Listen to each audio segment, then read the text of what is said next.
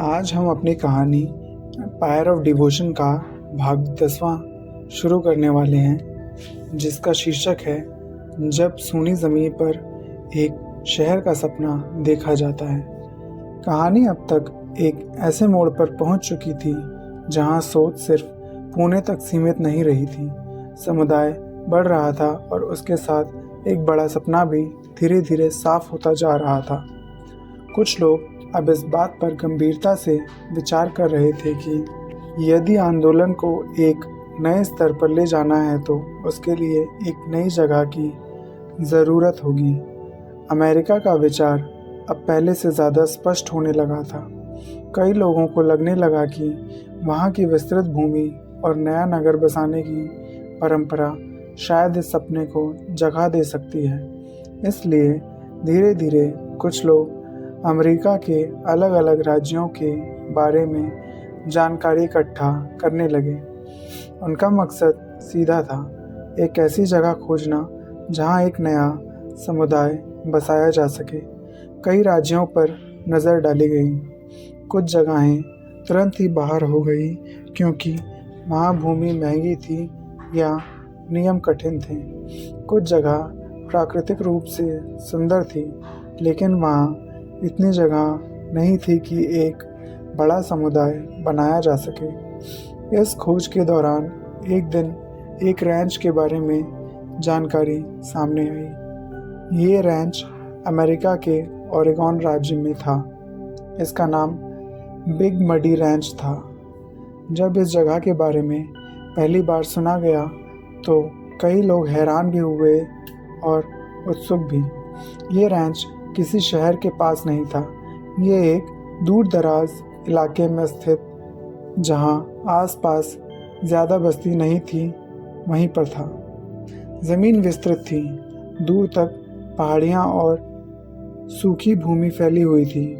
पहली नज़र में ये जगह कठिन लग सकती थी। यहाँ ना कोई बड़ा नगर था और ना ही कोई तैयार व्यवस्था, लेकिन कुछ लोगों को इसी में एक संभावना नजर आई।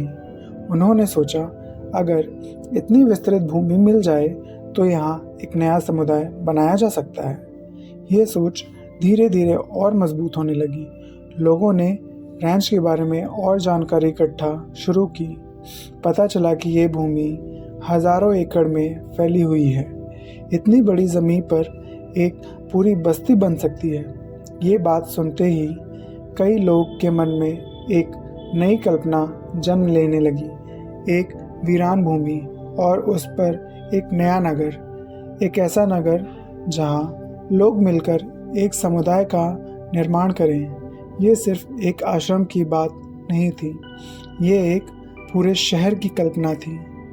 इस कल्पना ने कई लोगों को प्रेरित किया। कुछ लोगों को लगने लगा कि अगर ये सपना सच हो गया तो ये आंदोलन का सबसे बड़ा कदम होगा।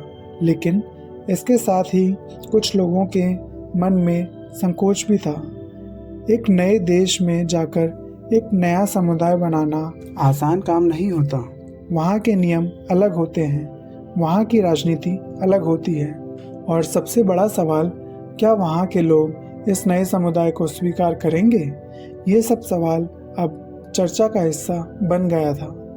लेकिन बिग मडी रैंच की तस्वीर लोगों के मन में एक अलग ही दृश्य बना रही थी।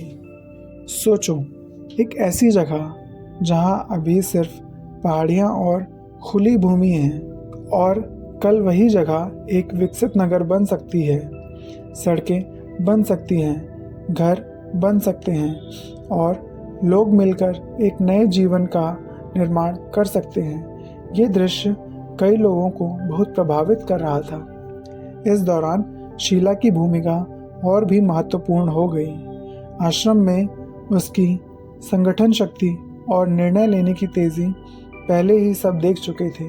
अब जब इतना बड़ा कदम सोचा जा रहा था तो कई लोगों को लगने लगा कि इस यात्रा को आगे बढ़ाने में उसका योगदान महत्वपूर्ण होगा।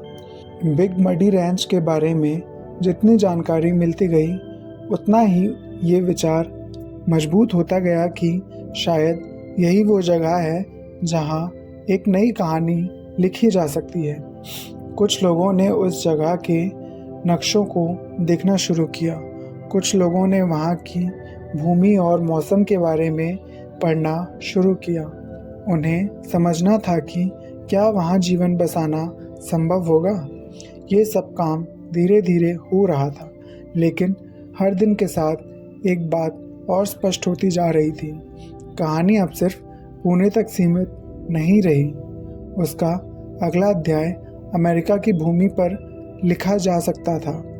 बिग मडी रैंच अब सिर्फ एक ज़मीन का टुकड़ा नहीं था, वो एक सपने की जगह बन चुका था। एक ऐसा सपना जहां एक नई नगरी का निर्माण हो सकता था। एक ऐसा समुदाय जहां लोग मिलकर एक अलग तरीके का जीवन जी सके। अब सबकी नज़र उसी वीरान भूमि पर टिक गई थी। क्या ये सच में संभव होगा? क्या एक दिन उस जगह पर एक नया शहर खड़ा होगा? ये सवाल अभी अनुत्तरित था, लेकिन एक बात निश्चित थी। बिग मडी रैंच की खोज ने कहानी को एक नए मोड़ पर लाकर खड़ा कर दिया था। ये मोड़ इतना बड़ा था कि अब वापस मुड़ना मुश्किल लगने लगा था।